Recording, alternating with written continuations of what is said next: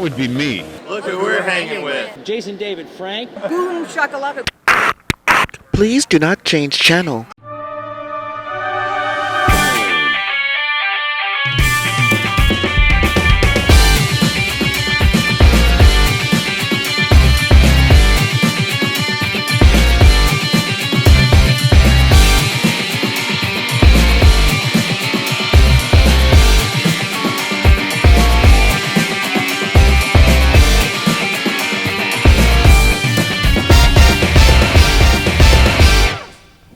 Hello, World Wide Web. Welcome back to the Hangin' with Web Show. I'm GW Pomichter. Thank you so much for logging on and tuning in. We hope while you're here you'll hit subscribe, hit the little bell, be notified whenever we have a new artist, author, filmmaker, creator, entertainer, creative minds of all kinds on the Hangin' with Web Show. We are here at the Henegar Center for the Performing Arts, and we're hanging right now with producer and documentarian Greg Christovich. Greg, thank you for hanging with us. Thank you. Great to be here. You are working on a documentary right now on golf course recovery. Right. And I understand that you actually, prior to this, did a little TV series about recovering golf courses. Right. First of all, let's tell them, what exactly is golf course recovery? Well, it's sort of a byproduct of my 30-year career in the golf industry. I started out as a private club manager and then spent 30 years working all over the country, sort of as a fire and rescue guy for the golf industry. If you're familiar with like Bar Rescue or some of those shows, well, I'm the guy who goes into a golf course that's in distress, either physically or financially, and tries to figure out what's wrong and what's broken and how do we fix it. Wow. So I did that through my entire career, and I had a client who I did several projects for, and he said, you ought to do a show about these messed up golf courses, So it was his idea, and I decided, well, what the heck, next project I get, I'll find a film student somewhere, and I'll go to a market and I'll do this golf course thing. And so the first one I did was out in Las Vegas about a year and a half ago. I had a client there that was in trouble with a golf course, so I hired a UNLV film student from the University of Nevada, Las Vegas, and he was a great kid. He knew nothing about golf, but I spent, Hopefully he knew how to hold the camera, though. Well, he did. You get to do all the which is what the show's all about, is you recovering the golf course. So, I know we're an arts and entertainment show, and I know that everybody on YouTube right now is going, what does a golf course have to do with that? Has anybody ever seen a golf course from the air? That is an art form. And it's designed to help, for its members and obviously for its stockholders and owners, right, to be able to make a profit.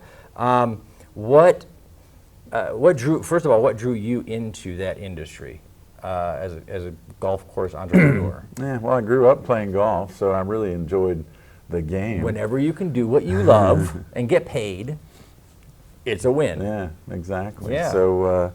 I ended up getting a hospitality degree in college, and so it was a pretty good fit for me to go into a leisure business. So resort, golf, kind of went hand in hand. So I took my love of the game and decided to go to work in that industry. Favorite course? Oh gosh, well, everybody loves Augusta National because it's sort of the It's Augusta National. Famed. Yeah. I've never been able to play Augusta National. What's a little above my pay grade. What's just the craziest course design you've ever seen?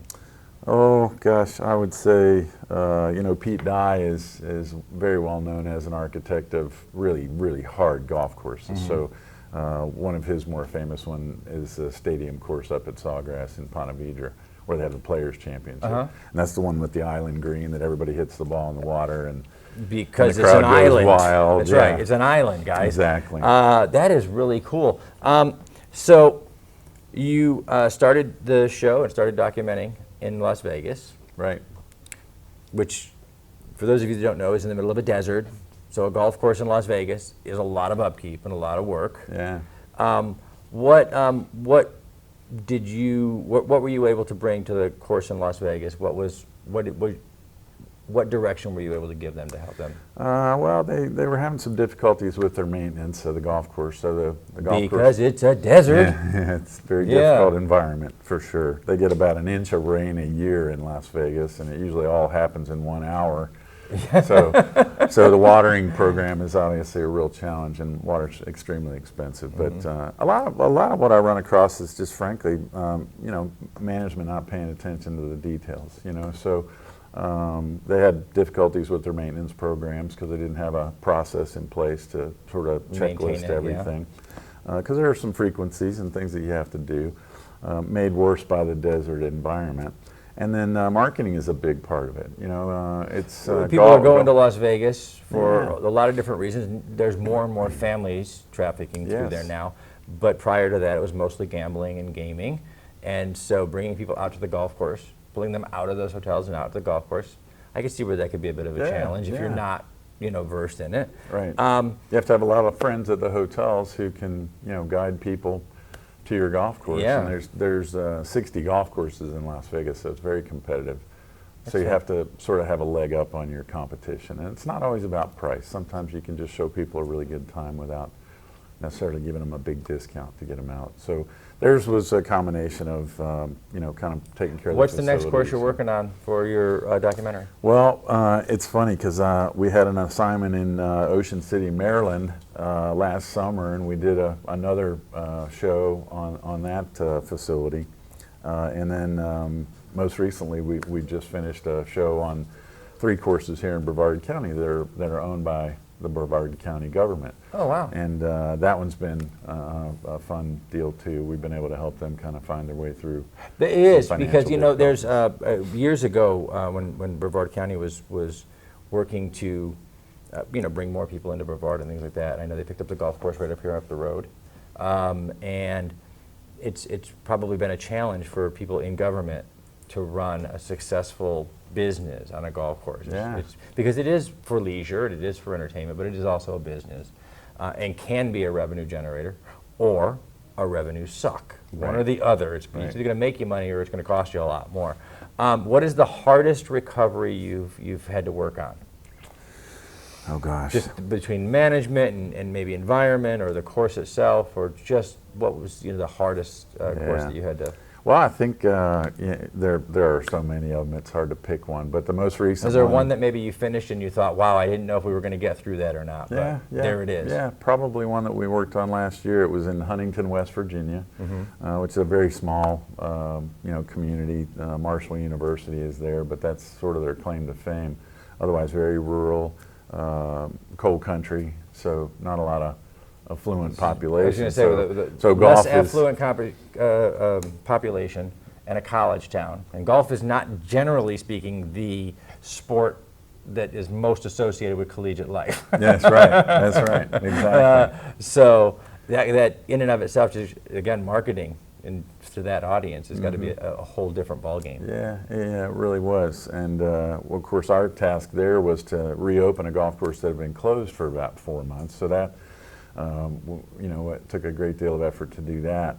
And then we were charged with selling the golf course. It was actually a bank foreclosure. So here's a golf course owned by a bank. Nobody wants to be in the golf business less than a bank. You can only imagine, right? Well, it's great. If you're you're a hospitality major and you've made this your career. If you're in the hospitality industry, hospitality businesses are fantastic passion projects. If you're building hotels, you're probably a hotelier. You really love your hotels. If you're working on golf courses, you're probably a golf enthusiast. If you're a banker, you're none of those things.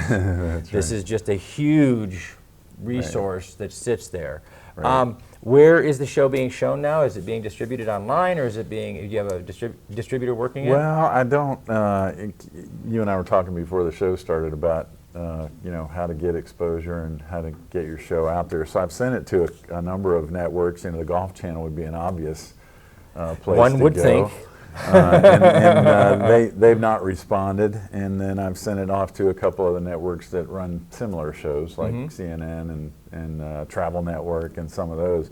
It's a unique show because it's not really about playing golf, and it's not really about traveling to exotic, golf destinations. It's more of a kind of Sherlock Holmes business, how to fix a golf course show. But we've seen them do that with bars and restaurants, and we've seen them do it with different hotels. Yep. So it's not a leap to say, and it is a recreational business, and Right. people do love their golf. People who really are passionate about the sport spend a lot of time on their courses and at resorts that have courses.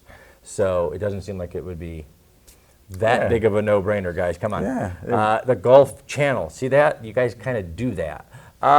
So what do you, when you are out on the greens, are you still using students, volunteers, indie filmmakers, students. local filmmakers? Yeah, in fact, I was very fortunate to find a young man in Ocean City who was a film school graduate, and he was actually running the Ocean City Film Festival.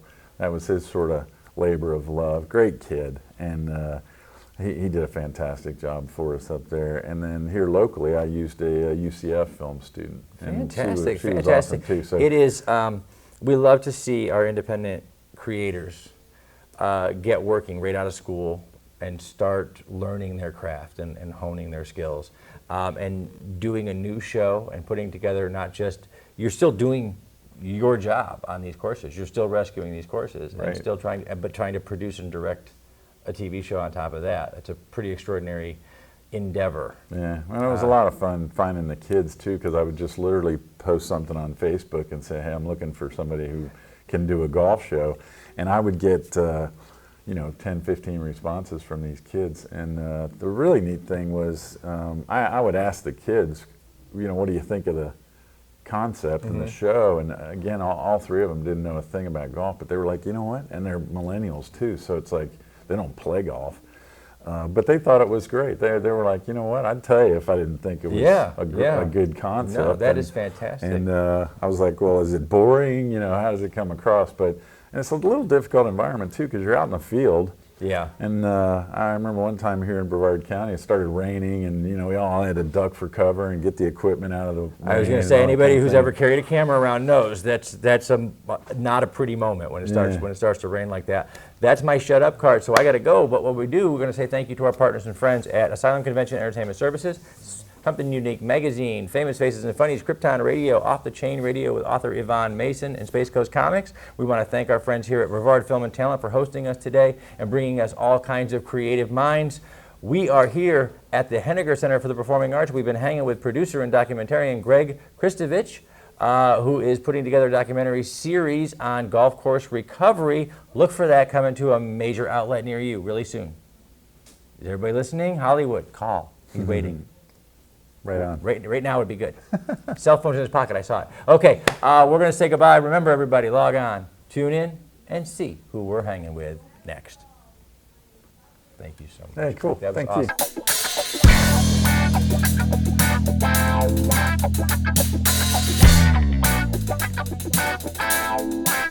Thank you.